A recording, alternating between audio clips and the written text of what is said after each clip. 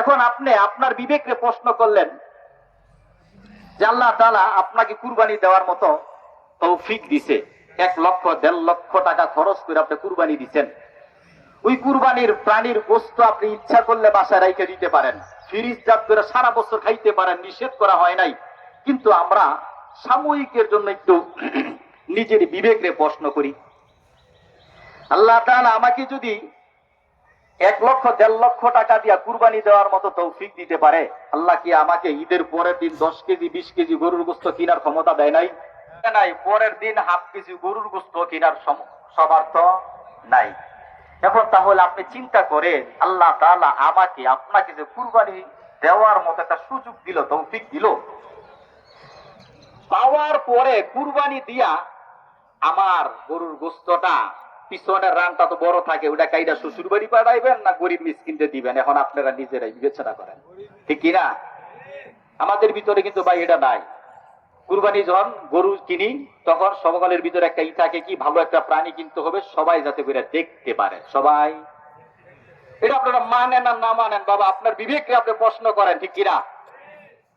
আমাদের আমলের সাথে জড়াইতে জড়াইতে এমন অবস্থা হয়েছে, হকের ভিতরে না থাইকা শয়তান আমাদেরকে পুরো দখল করে ফেলাইছে। আমাদের গার শয়তান, যেটা এই যে বেদনার গার, এটা মোটা হয়ে গেছে গা। এর জন্য আমরা গরু কিনা সবাই দেখাই, কুরবানি দিতেই হবে, গরু কিনতেই হবে, ঠিক কিনা?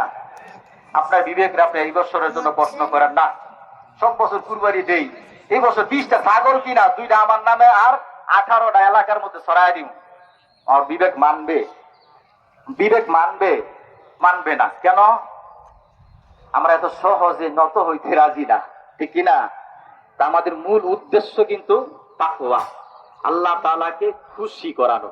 এই খুশি যদি আমরা করাইতে চাই আল্লাহ তাআলাকে, তাহলে আমার প্রাণী কেনার সময় আমার নিয়তটাকে খালেস করতে হবে, যে না, আমি যাই ক্রয় করেছি, যা করছি, এটা একমাত্র আল্লাহ তাআলাকে রাজি খুশি করার জন্য, ঠিক কিনা? পারবো ইনশাআল্লাহ? ইনশাআল্লাহ পারবো। এখনো সময় আছে, গরু কিন্তু কাটা হয় নাই, পারবো ইনশাআল্লাহ। আল্লাহ তাআলা আমাকে তৌফিক দিয়েছে, আমি আল্লাহ তাআলার জন্য কুরবানি দিব।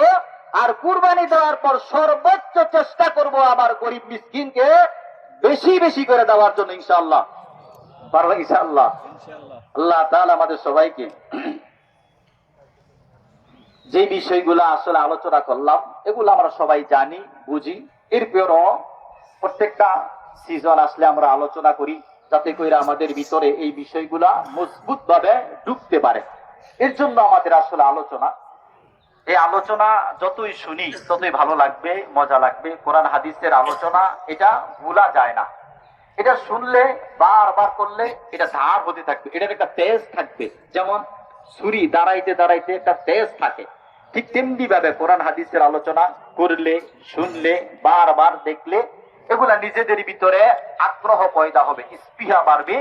এর জন্য আমরা সকলেই চেষ্টা করব এইসব বিষয়গুলা নিজেদের ভিতরে আলোচনা করার জন্য, পারব ইনশাআল্লাহ। আল্লাহ তাআলা আমাদের সবাইকে যে বিষয়গুলা বললাম এগুলা বুঝার মতো, মানার মতো তৌফিক দান করুক। আমিন।